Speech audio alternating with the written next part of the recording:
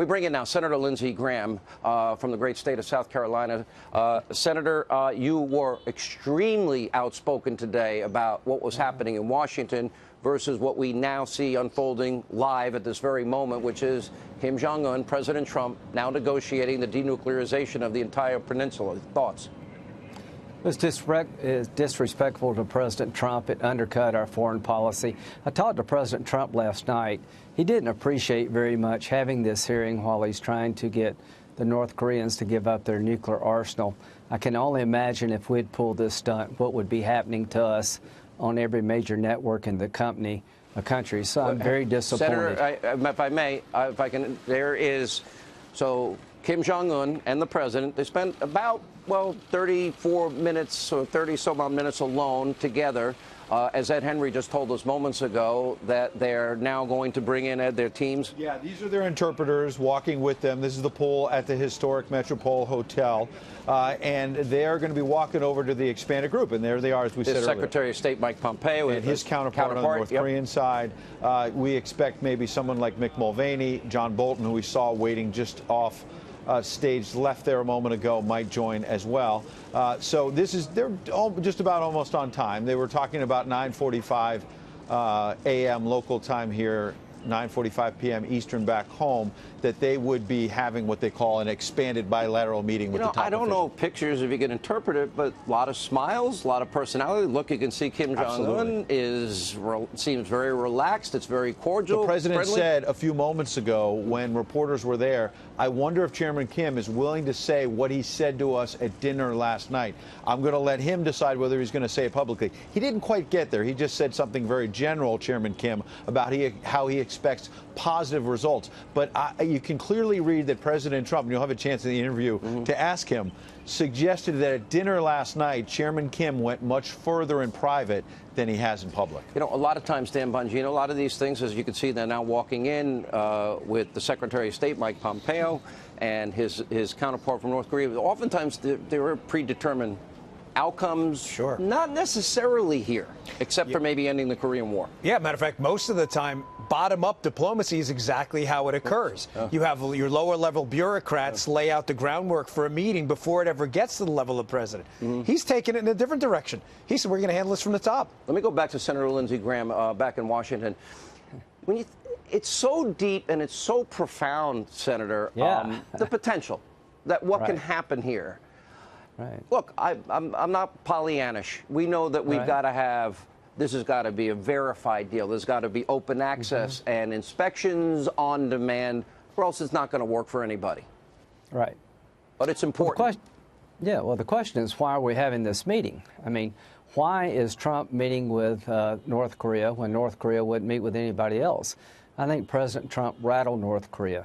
I think they believe that President Trump would use military force to stop their nuclear missile program if he had to. He took them seriously, and Trump's giving them a way out. Chairman Kim, if you're smart, you'll take the way out given to you by President Trump. If you're actually trying to play the guy, you're going to regret this effort.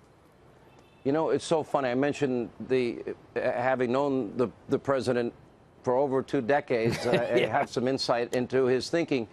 In my personal opinion, this is just purely speculation, that we were likely just 1, 2, 3 rockets away from the United States taking that out of the air and a major escalation.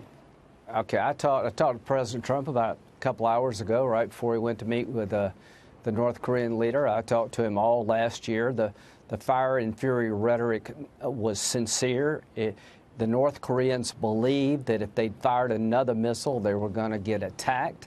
They were going to get attacked. And here's what I would say. The president's giving them a chance to maintain their security, increase their prosperity, and in return, he wants them to give up their nukes. This is the last best chance for peace. If this doesn't work, we're not going back to the status quo. So everybody in America and the world should pray for a good outcome here. But the reason that Kim is at the table, he believes that Trump is hell-bent on stopping him one way or the other, and the best way is a win-win. So there's always the expectations, and Dan Bongino, I thought, brought up a good point. When Reagan walked away from the table at Reykjavik, And yet, the media went insane. When Reagan talked about the evil empire, they went insane. When Bush talked about the axis of evil, they went insane. When he challenged Gorbachev to tear down the wall, there seems to be a pattern. You know, we've been around too long.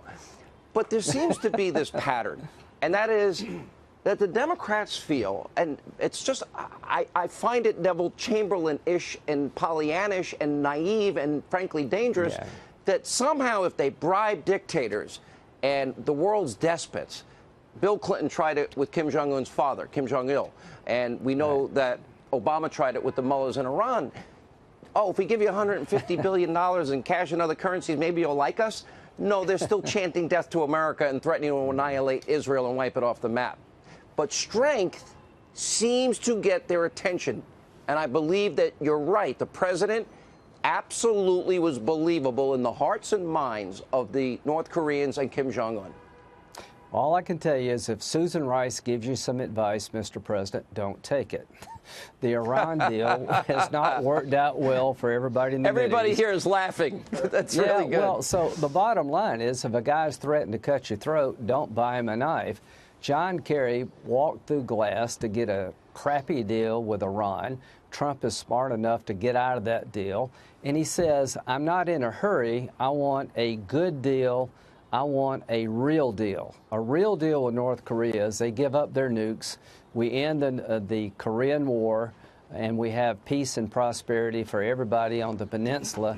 A bad deal is to continue for North Korea to build up their nuclear forces, and Trump's not going to let that. He's called the question. Hey, you want to make the media's head spin? You really want the hate Trump mob to go insane right now? It's not that hard. Now, Obama got a Nobel Peace Prize for nothing, just for showing up. For not being Bush. Okay, yeah, exactly. So imagine, let's hope for the best. I thought liberals imagined a world without nukes. All right, how about a world with fewer nukes to start? Imagine they get this deal done and it's verifiable, on-demand inspections, and imagine it's done.